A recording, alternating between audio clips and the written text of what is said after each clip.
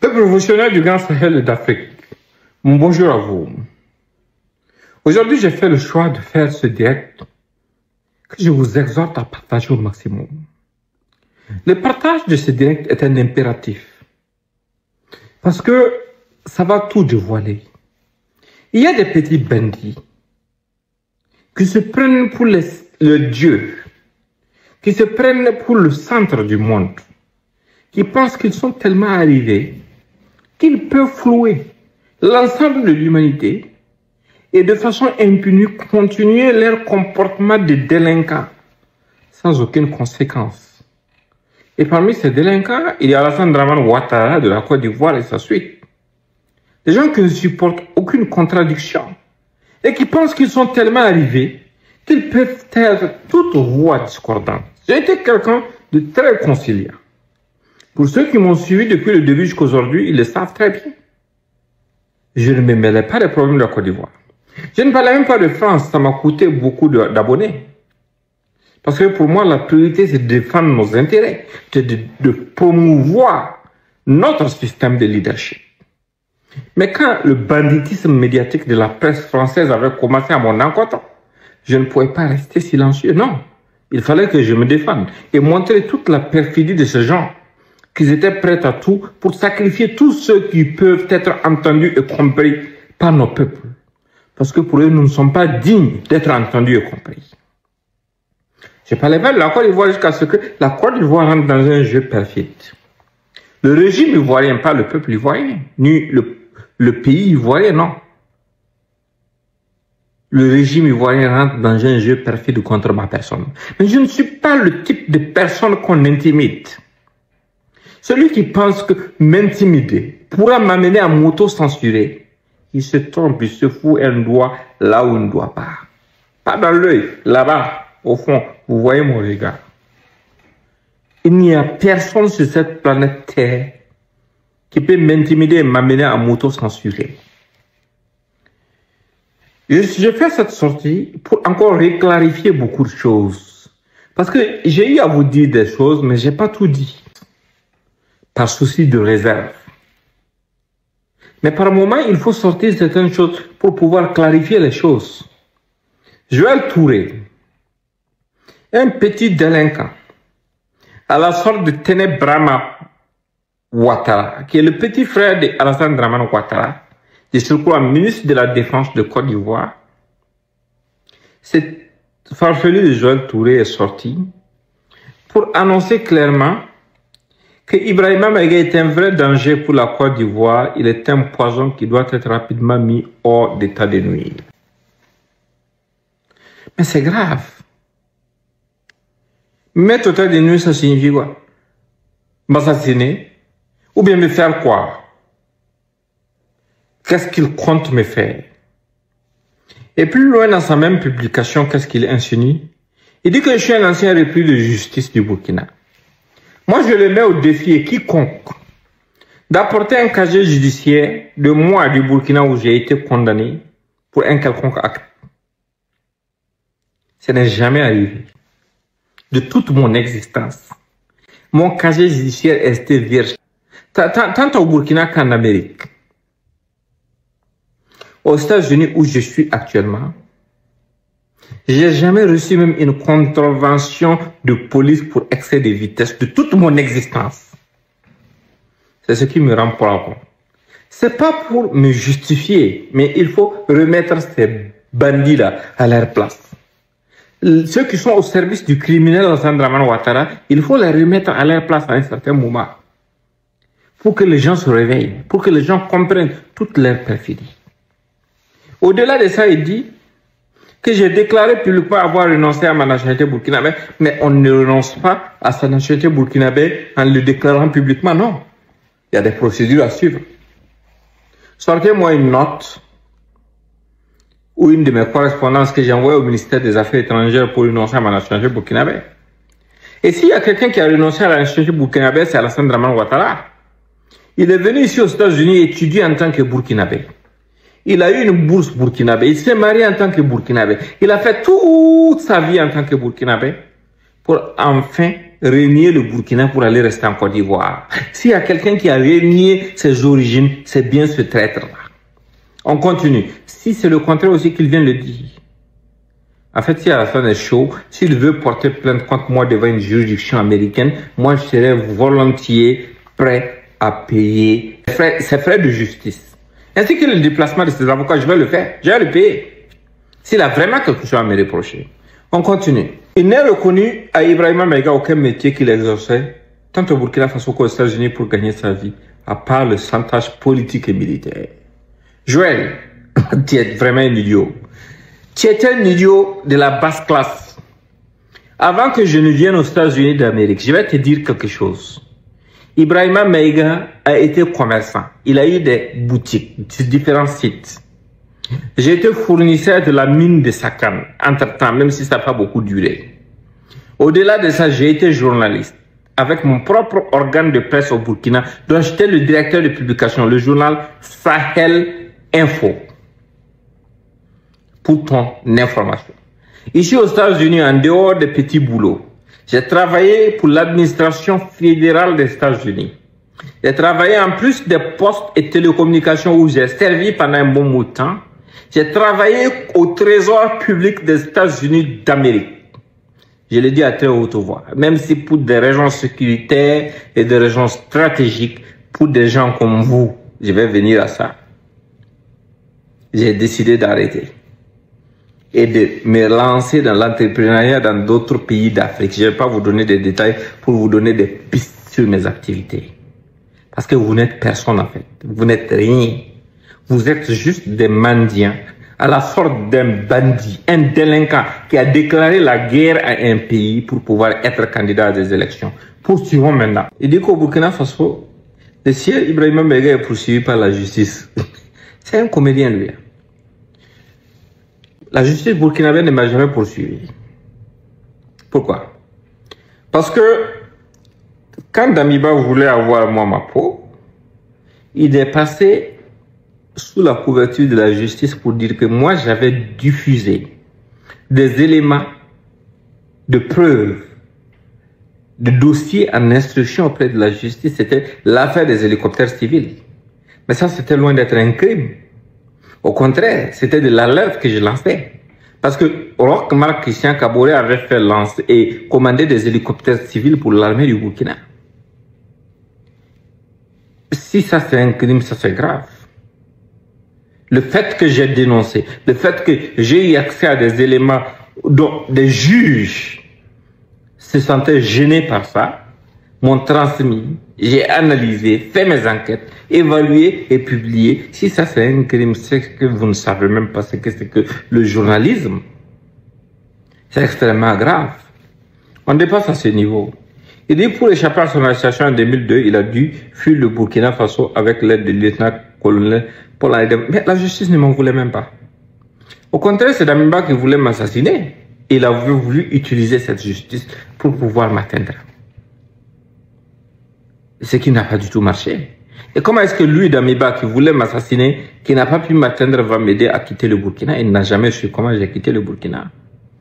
Et nous sommes dans une logique claire et certaine. Il n'y a pas quelqu'un qui peut nous empêcher d'atteindre cet objectif de souveraineté et d'indépendance. Je vous explique. Le problème de la Côte d'Ivoire avec moi est simple.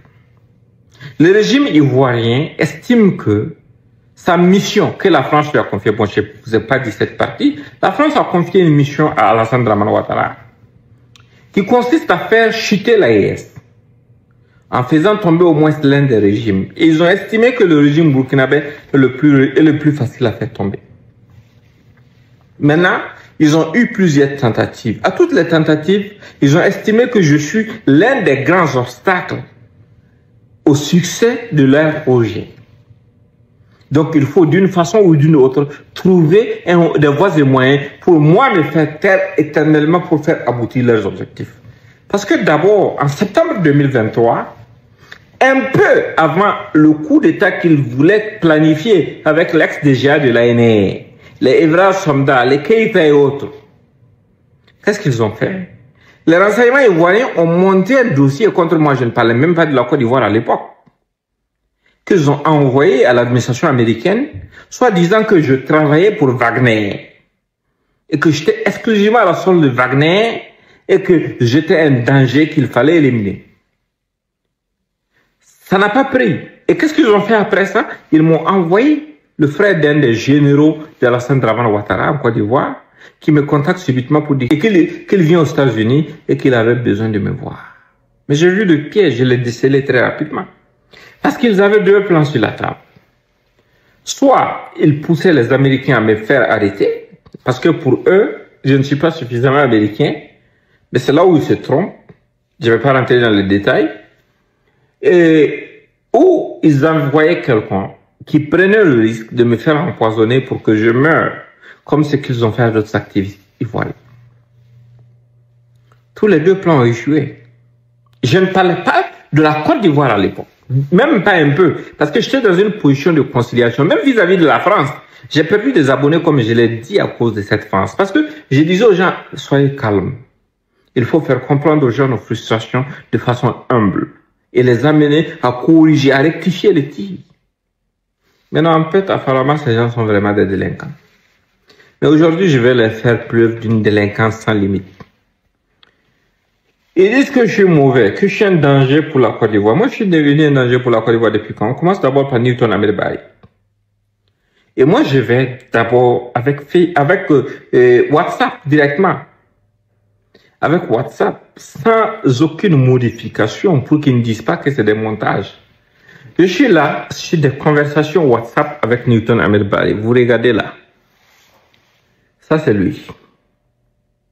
Même si c'est en l'envers, vous allez vous débrouiller pour trouver. Mais quand vous regardez dans ces conversations avec Newton Ahmed Bahri, ici,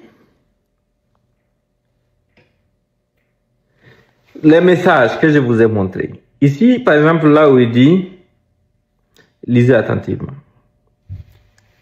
Quel élément? Les putschistes, ils refusent tout contact et semblent avoir choisi leur camp. Et puis, il écrit en bas que c'est de l'ambassadeur de France. Ça veut dire que c'est l'ambassadeur de France qui lui avait envoyé ça. Et plus tard, dans la même journée, il m'envoie un message. Il me dit que c'est urgent. Que les Français semblent avoir choisi leur camp et qu'ils ont choisi Damiba. Qu'ils ont choisi Damiba. C'est lui qui le dit. Il dit que les Français ont choisi Damiba. Dans quelque chose qui est en cours. Mais si lui-même, il dit que les Français ont choisi Damiba, il veut quoi? Il m'envoie la note de l'ambassade de France. Et avant ça, il m'avait supplié pour que j'aide à ce que les gens de Djibo aient la nourriture. Pour que ces terroristes tendent encore une embuscade aux gens afin de pouvoir tuer le maximum de personnes pour qu'ils utilisent ça pour faire une publicité. Mais je n'ai pas fait de bruit par rapport à ça. J'ai fait appel à des gens qui n'avaient rien à voir avec le coup d'État que je connaissais, qui ont déployé des hommes, qui ont des hommes, des sous-officiers, qui ont des hommes, qui ont déployé des hommes pour protéger l'ambassade de France. Parce que c'est une emprise diplomatique qui doit être protégée. Et c'est ce même Newton qui revient après pour vous dire ici, dans une interview, que je suis une racaille des réseaux sociaux. Donc, ce n'était pas une racaille des réseaux sociaux lorsqu'il me suppliait pour que moi j'envoie des gens pour protéger l'ambassade de France. Et il dit que la Côte d'Ivoire doit savoir se prémunir contre moi. Parce que eux, ils avaient déjà demandé à Bazoum de trouver des voies et moyens pour me faire taire très tôt et que Bazoum ne l'a pas fait. Me faites taire par rapport à quoi? Vous estimez que vous êtes le seul à avoir droit à la parole? Parce que vous êtes des traîtres, des lâches, des vendus à la solde du colon qui nous a humiliés, qui nous a déshumanisés. Et vous pensez que comme vous ne pouvez pas avoir un contrôle absolu sur moi, je suis un élément incontrôlable, il faut tout faire pour pouvoir moi m'éliminer? Est-ce de la lâcheté? Si vous pensez aux intérêts de la France ou d'autres nations, ou de la Russie ou d'autres nations, mais pensez aussi aux intérêts de nos peuples. Nos peuples aussi sont des êtres humains. Ils ont aussi des intérêts à préserver. Ils ont des intérêts à défendre. Quelqu'un qui, dans une situation complexe où rien n'était certain, ne pensait pas à la sécurité des Burkinabés, il pensait à la sécurité des emprises diplomatiques de la France, mais cette personne a déjà montré sa position. Et c'est cet individu qui sort organiser une interview avec une presse ivoirienne et demandé aux Ivoiriens de s'occuper de moi. Mais je vous l'ai dit, ils avaient déjà essayé avec Bazoum. Voilà. C'est mec sans sommet. Écoute, tu te rappelles quand le président Bazoum est passé à Paris, je voulais absolument le voir. Parce que je sais que quand il va me voir, il va se rappeler de moi parce qu'il m'a connu avec Salif Diallo en 2015 lorsque je faisais un projet informatique pour le MPP dans la perspective des élections de 2015. C'est vraiment urgent parce que j'ai l'impression qu'il n'est pas conscient, en tout cas que son gouvernement n'est pas conscient du danger de quelqu'un comme Ibrahim Maïga qui travaille avec les militaires poursuivis du Mali, du Burkina et du Niger en relation avec Wagner, clairement, et qui sont en train de vouloir faire basculer le Niger aussi. Donc, en tant qu'État, il a les moyens de le faire bannir des réseaux sociaux, d'autant plus que c'est un citoyen burkinabé qui a monté un faux dossier de réfugié politique pour acquérir la nationalité américaine et qui vit aux États-Unis. C'est vraiment urgent. Il faut que j'arrive à parler au... Mais quand ils ont essayé ça avec Bazoum, Bazoum a reçu l'audio 48 heures avant sa chute. Et j'ai diffusé cet audio 24 heures avant la chute de Bazoum. Ils estiment que c'est moi qui ai fait tomber Bazoum. Même dans ça, ils ont utilisé la carte Wagner. Ils remettent même en doute ma nationalité américaine. Ça, c'est se foutre même des services de renseignement américains. C'est de se foutre de tout le système américain. Les Américains sont bien placés pour savoir qui est qui et qui fait quoi.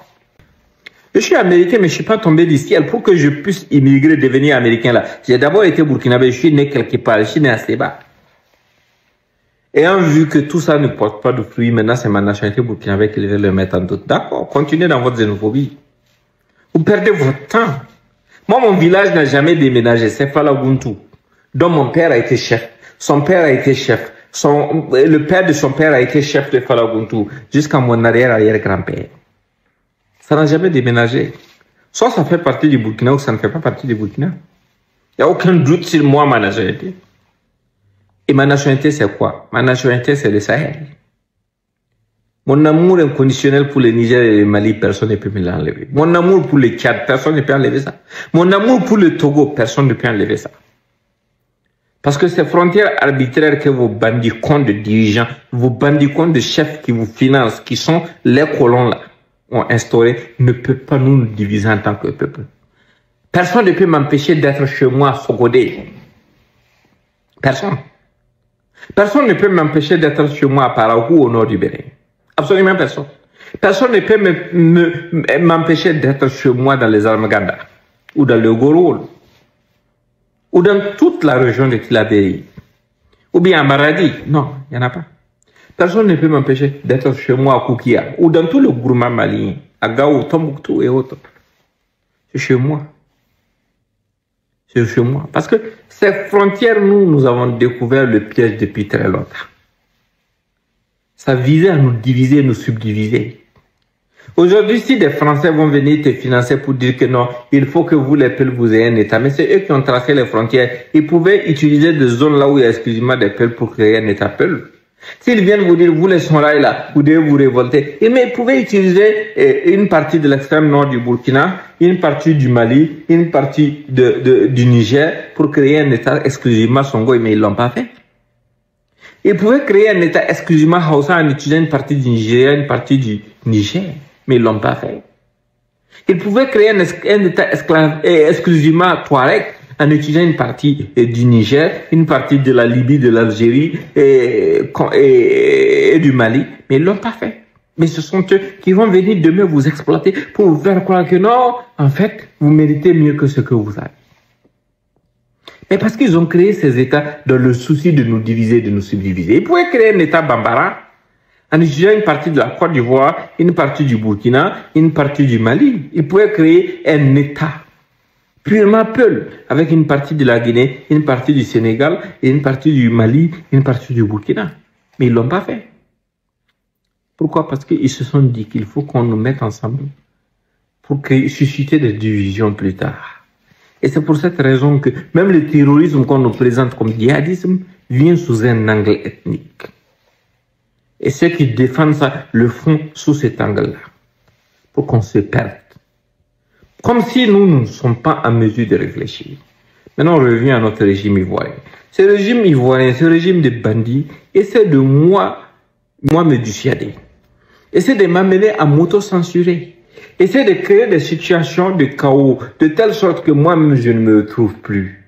Afin qu'ils puissent atteindre leurs objectifs, leur mission qui est de déstabiliser l'AES. Mais le régime ivoirien est un danger. Pourquoi? Parce que d'abord, ce régime d'Alassane Dramane Ouattara n'a jamais été un régime démocratique. Alassane Ouattara est un étranger à la Côte d'Ivoire qui est venu s'imposer aux Ivoiriens par la faute de Félix Houphouët-Boigny.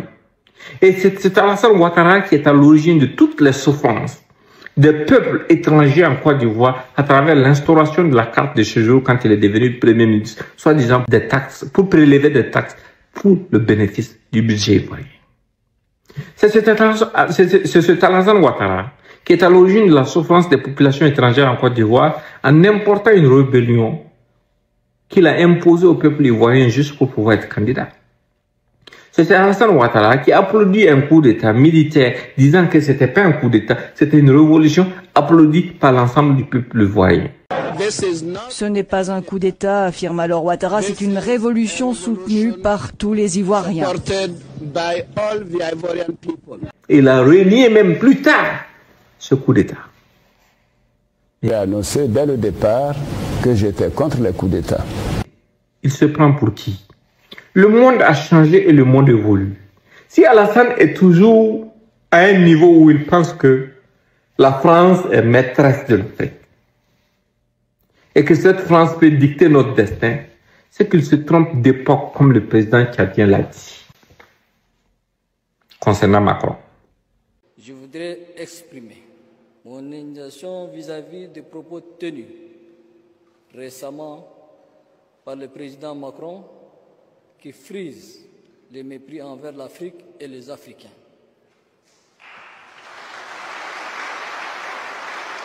Je crois qu'il se trompe d'époque.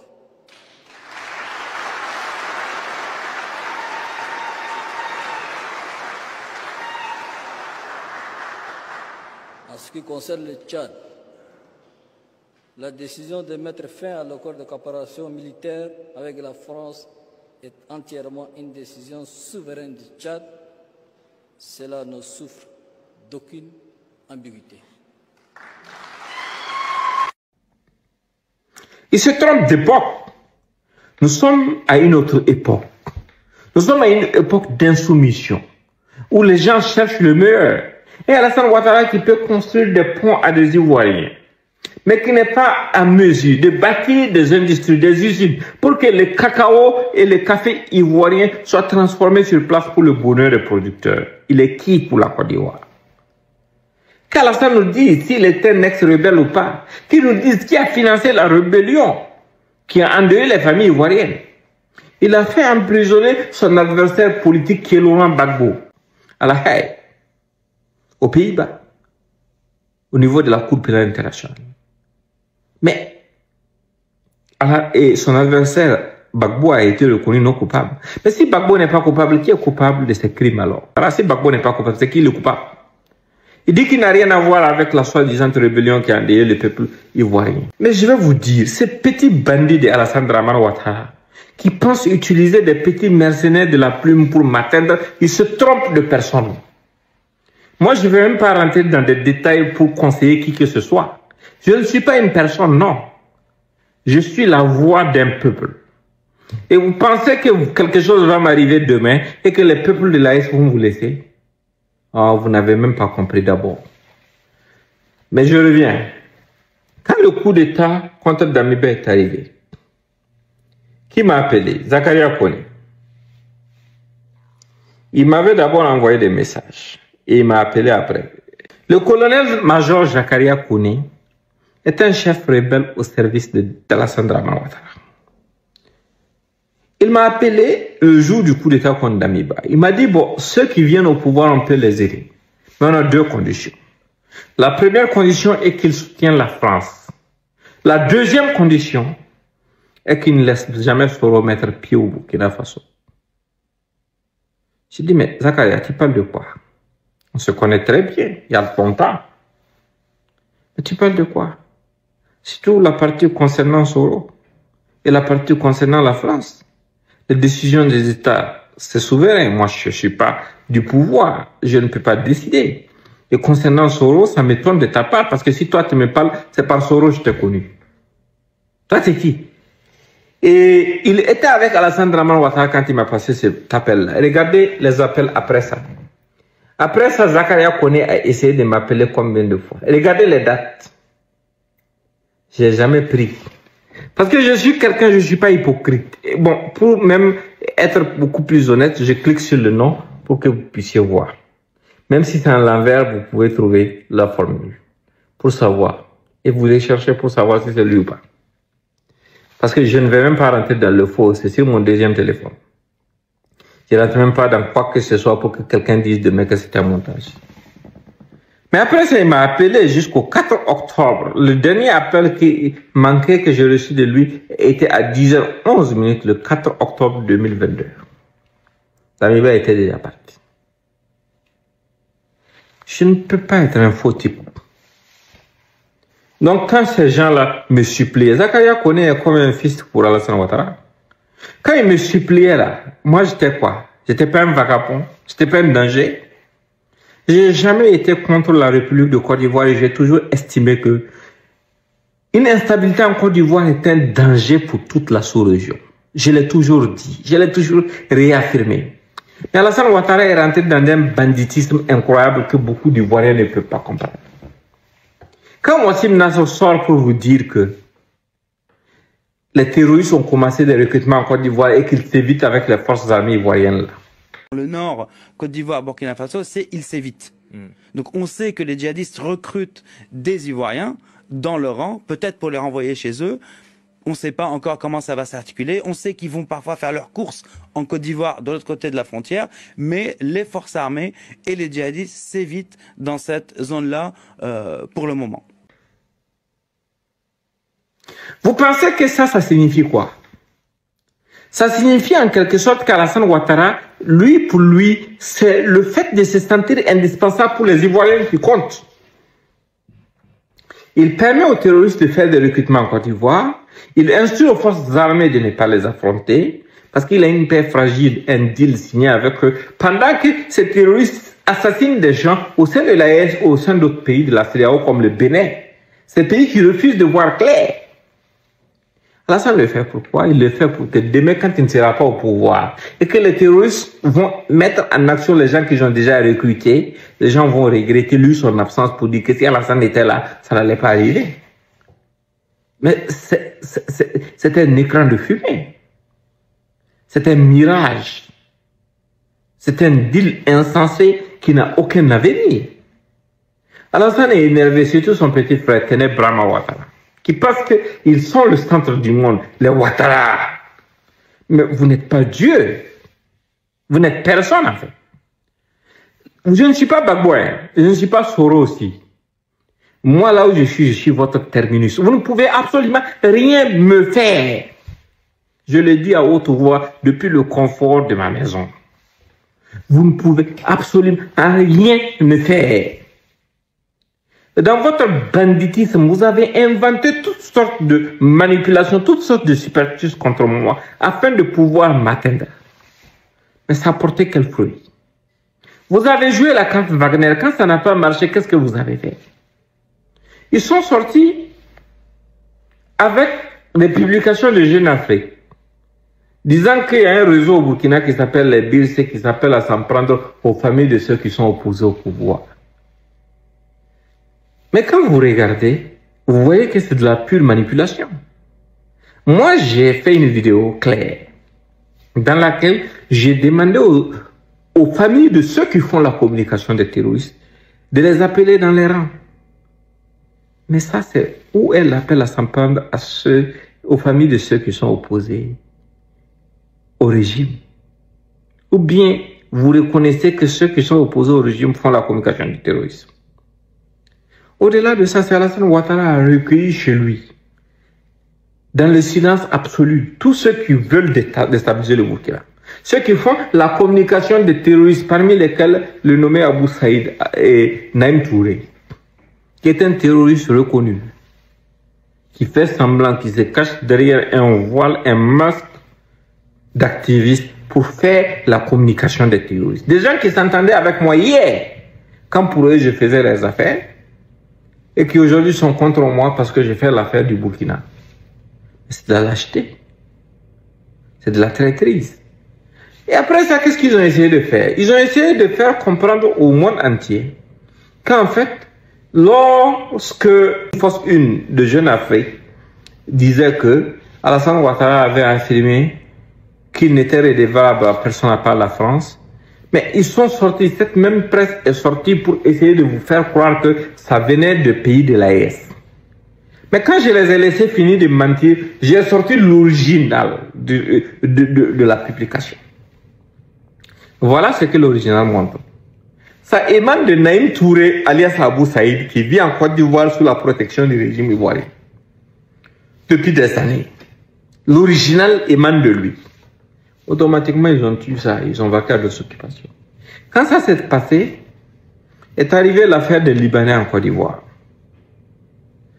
Quand j'ai intervenu sur cette question, une force agence française qui a pour siège Abidjan est sortie avec un article insensé et avec l'appui de Jeune Afrique, du journal Le Monde, de RFI et autres, pour affirmer qu'en fait, je suis à l'origine de ce débat. Alors que c'est le journal Le Monde qui était à l'origine de ce débat bien avant moi. Tout ça, ça montre leur perfidie. Pour eux, je ne dois pas exister. Pour eux, Ibrahima Mega ne doit pas exister. Mais je vais vous dire une chose à vous, qui êtes dans cette manipulation. J'ai longtemps été réticent et je suis resté dans une position de neutralité concernant certains aspects de cette lutte. Je me suis juste contenté à défendre nos populations, à défendre notre droit à la liberté, à la souveraineté. Parce que vous nous avez unis durant des siècles en nous esclavageant, en nous dominant, en nous colonisant. Mais aujourd'hui, je vais sortir de cette limite pour vous dire une chose. Si vous pensez pouvoir, moi, me toucher, et que ça passe inaperçu sans aucune conséquence sur les terres libres de l'Afrique, c'est que vous vous foutez le doigt dans l'œil. C'est que vous sous-estimez l'engagement de cette jeunesse. Nous sommes à un niveau où nous n'allons pas reculer devant qui que ce soit. Faites ce que vous voulez. Faites tomber le ciel. Je ne ferai pas semblant avec quelqu'un.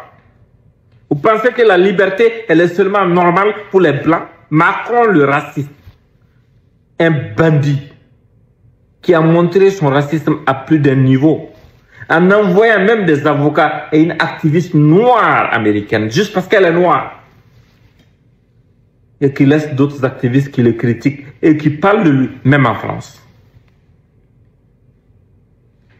Un Macron raciste qui part qualifier nos frères haïtiens de cons. Franchement, c'est les Haïtiens qui ont tué Haïti, en laissant le narcotrafic. Et là, ce qu'ils ont fait, le Premier ministre était super, il est défendu, ils l'ont viré. C'est terrible, c'est terrible. Et moi, je ne peux pas remplacer. Ils sont complètement cons. Ils n'auraient jamais dû le sortir. Le Premier ministre était formidable. Qui part en Martinique, dans les Outre-mer, pour insulter les populations françaises qui vivent sous le drapeau français, juste parce qu'ils ont une autre couleur de peau. Si vous opposez les gens, on est foutus. Parce que vous êtes contents d'être en France. Parce que si c'était pas la France, pour vous dire, vous seriez 10 000 fois plus dans la merde. Il n'y a pas un endroit de l'océan Indien où on aide autant les gens. C'est la réalité. Quel est l'autre territoire de cette région comme ailleurs qui livre de l'eau, du fret, des soignants comme on le fait ici? Alors il faut que tout le monde se respecte. Nous en avons marre de cette situation. Si vous pensez que nous sommes dans les années 70 ou dans les années 40 ou dans les années 50, où les gens avaient peur de la couleur de votre peau, ou bien que vous pouvez intimider les gens pour qu'ils s'auto-censurent, mais vous êtes à la mauvaise période. Moi, j'ai été un homme mesuré, conciliant depuis le début. Mais si vous pensez que votre banditisme médiatique peut moi m'amener à m'auto-censurer, vous foutez le doigt dans le cul. Parce que ça ne va jamais arriver. Je n'ai absolument peur de personne. Absolument. Aucun être humain. Parce que pour que tu me fasses peur, il faut que tu sois né 2 fois. Et parmi vous, je ne pense pas que quelqu'un soit né 2 fois. C'est ce message que je voulais aujourd'hui passer à ces vagabonds pour qu'ils comprennent une chose. Je suis resté dans une position conciliante pendant très longtemps. Et je vous assure, et je vous réassure encore, que personne, absolument personne, ne fera de moi un homme à genoux. Je préfère mourir debout que de vivre à genoux. Ça ne va jamais arriver. Je ne vais me prosterner devant aucun être humain. Absolument personne. Personne ne me fera m'auto-censurer. Ça ne va pas arriver. Ce qu'ils pensent pouvoir faire, qu'ils le fassent. Je le répète. Alassane Dramane Ouattara est un bandit. C'est un putschiste. Un violeur de la Constitution qui a fait arrêter, emprisonner, qui a fait assassiner des opposants à lui, qui a fait massacrer des populations innocentes pour pouvoir accéder au pouvoir d'État. Je l'affirme et je le réaffirme. Si Alassane Dramane Ouattara n'est pas content, demain qu'il se lève, qu'il vienne porter aux États-Unis une plainte contre moi dans mon État. Et je serai très fier de payer les frais d'avocat pour lui, ainsi que ses frais de transport à condition qu'il accepte lui-même de se pointer au procès. S'il compte sur d'autres alternatives ou d'autres micmacs en contactant les membres de l'administration ou des contacts qu'ils ont au nom de leur bonne relation avec la nation là, pour pouvoir m'attendre qu'ils cessent de rêver. Parce que j'en ai vraiment marre. J'en ai vraiment marre. Qu'ils cessent de rêver. Ils ne pourront jamais faire quoi que ce soit contre moi, ma liberté de m'exprimer sur ce qu'ils font. Sur leur banditisme, parce que c'est depuis leur pays que des gens ont passé du temps à nous dénigrer, à nous insulter, à nous humilier, comme si nous étions des sous-hommes. Nous ne sommes pas des maîtres, nous sommes des êtres humains. Et nous n'allons permettre à personne de s'asseoir dans le confort d'Abidjan pour se foutre de notre lutte, pour se foutre de nos dirigeants sans aucune conséquence. Alassane n'est personne. Alassane ne peut rien faire. Je ne suis pas Tidiane Thiam contre qui tu as envoyé des mercenaires de la plume pour aller prendre des insanités. Je ne suis pas Bagbo qui t'a envoyé à la CPI, qui a perdu 10 ans de sa vie. Juste par ton égoïsme, ta sorcellerie, ton banditisme. Moi, je suis d'une autre génération et je suis une autre personne. Tu ne peux pas essayer ça contre moi et puis ça va prospérer. Parce que je suis né combattant. Et ce ne sont pas tes petits bandits, tes petits mercenaires de la plume qui peuvent avoir raison de moi. Si tu ne sais pas d'abord là, il faut aller te renseigner. Si tu paniques parce que les gens ont mis dans ta tête que je suis un problème qu'il faut résoudre, je suis un problème que toi, Alassane Ouattara, tu ne pourras jamais résoudre. Tu peux me faire quoi? Qu'est-ce que tu peux me faire? Tu ne peux absolument rien me faire, absolument rien du tout. Parce que le monde ne t'appartient pas. L'oxygène que nous respirons ne t'appartient pas, ni à toi, ni à ton frère. Et vous n'êtes pas au-dessus des autres êtres humains pour estimer que tous ceux qui disent des choses qui ne vous plaisent pas ne méritent pas de vivre. Vous êtes vraiment insignifiant pour pouvoir atteindre certains objectifs. Et si vous pensez, si vous doutez du fait que ce que je vous dis soit vrai, mais essayez. Et c'est là que vous allez être confronté à la dure réalité. Tu n'es pas la Côte d'Ivoire. Et même quand vous extrapolez les choses, quand on parle d'Alassane, c'est-à-dire, vous attaquez la Côte, on n'attaque pas la Côte d'Ivoire. La Côte d'Ivoire est un pays frère, les Ivoiriens sont nos frères. Même si on se charrie souvent. Mais il faut comprendre une chose, Alassane Ouattara n'est pas la Côte d'Ivoire, il n'a jamais aimé la Côte d'Ivoire. Quelqu'un qui aime la Côte d'Ivoire ne va pas faire assassiner des milliers d'Ivoiriens pour pouvoir arriver au pouvoir. Qu'est-ce qu'ils n'ont pas tenté contre moi? Même avec les réseaux sociaux. Ils ont utilisé des complices contre lesquels même nous sommes en train de monter des plaintes. Pour pouvoir censurer nos pages dans l'ombre. Vous pensez qu'on ne sait pas? Nous ne sommes pas des ignorants. Mais personne ne peut, moi, restreindre ma liberté d'expression. Cette personne n'est pas encore née. Et je l'ai dit, face caméra, devant le monde entier.